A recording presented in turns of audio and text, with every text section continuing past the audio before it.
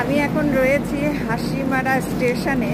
এই হাসিমারা স্টেশনটা পশ্চিমবঙ্গের আলিপুরদুয়ার জেলায় অবস্থিত।